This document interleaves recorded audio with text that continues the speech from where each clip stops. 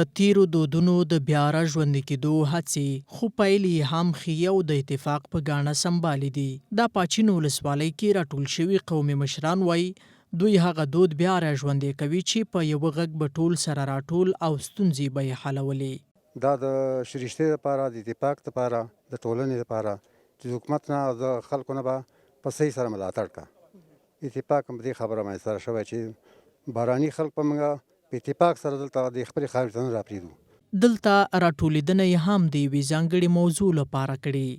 د هغه چا په اړه فیصله کېږي چې له قومي پریکړې یې سرغړونه کړي.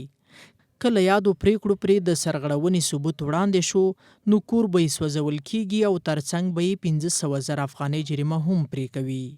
خو هر چا د قوم پر ضد باندې یا د ذکر شوو پر ضد باندې هر ډول کما یا مخالفت وکړ نو ټول قوم به په شریکه باندې د دغو دغه کور سوځو. تاسو ګورئ چې دا زموږ کام راغونډ دی. دا د څه دپاره راغونډ دی چې د دې کام کې یو کس مخالف سرغړونه کړې، دا موږ جرم کوو، قومي جرم ته راخلو. د دې دپاره چې موږ دا قوم یو شو، د تیر په څیر ونه کړږو، د دښمن غلبه په موږ اضافه نه شي.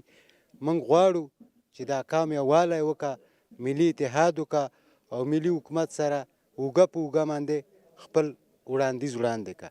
اچین ولسوالۍ تیرې جګړې سخت ځپلې.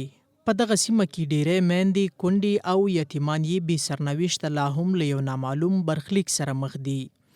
د یادې سیمې قومي مشر ملک انور وایي هڅه یې دا ده چې د تیرې جګړې بیا تکرار په دغه ولسوالۍ کې ونه ویني.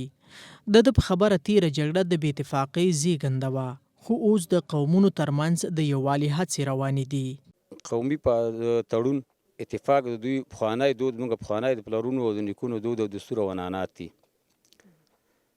دوی یو داسې تړون کړی دی چې په دې ولس کې، په دې وطن کې یا د الخیلو په دره کې به هېڅ هغه چا له شپه ورنه کا، کومک به ورسره ونه کا، مرسته به ورسره ونه کا چې هغه د موجوده دولت یا د ولس په نقصان وي.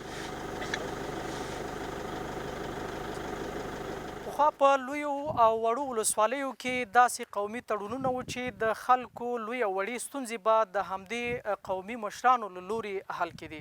دلته پاچین ولسوالۍ کې هم دغه هڅې روانې دي تر څو هغه پخوانی دود راتازه کړي او د خلکو ستونزو ته رسیدګي وکړي.